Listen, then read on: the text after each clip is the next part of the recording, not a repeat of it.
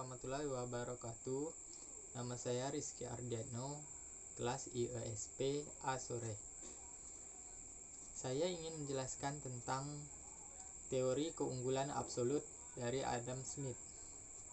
Teori keunggulan absolut dari Adam Smith sering disebut teori murni perdagangan internasional. Dasar pemikiran teori ini adalah suatu negara akan melakukan perdagangan atau pertukaran apabila setiap negara memperoleh keuntungan mutlak dari perdagangan. Suatu negara dikatakan mempunyai keuntungan mutlak dalam memproduksi suatu jenis barang apabila negara tersebut dapat memproduksi barang dengan biaya yang lebih murah dibandingkan jika barang itu diproduksi di negara lain. Dengan demikian, suatu negara akan mengekspor suatu barang jika negara tersebut dapat membuatnya secara lebih murah dibandingkan negara lain. Keunggulan absolut adalah situasi ekonomi di mana penjual mampu menghasilkan jumlah yang lebih tinggi dari produk yang diberikan. Saat menggunakan jumlah yang sama, sumber daya yang digunakan oleh pesaing untuk menghasilkan jumlah yang lebih kecil. Hal ini dimungkinkan bagi individu, perusahaan, dan bahkan negara memiliki keuntungan absolut di pasar.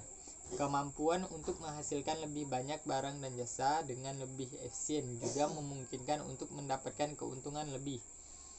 Dengan asumsi bahwa semua unit yang diproduksi dijual, biaya juga merupakan faktor yang terlibat dalam menentukan apakah keuntungan absolut ada. Ketika itu adalah mungkin untuk memproduksi lebih banyak produk dengan menggunakan sumber daya yang lebih sedikit.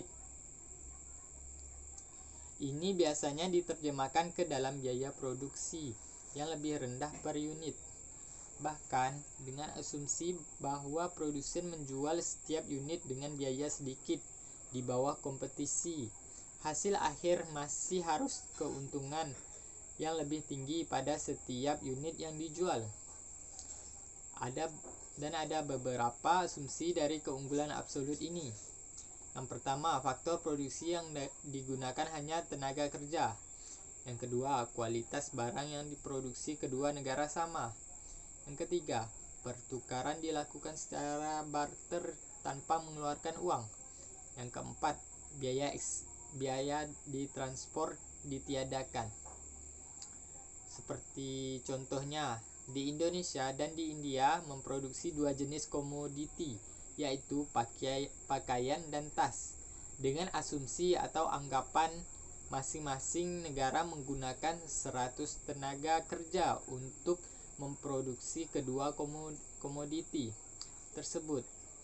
50 tenaga kerja untuk memproduksi pakaian dan 50 tenaga kerja untuk memproduksi tas.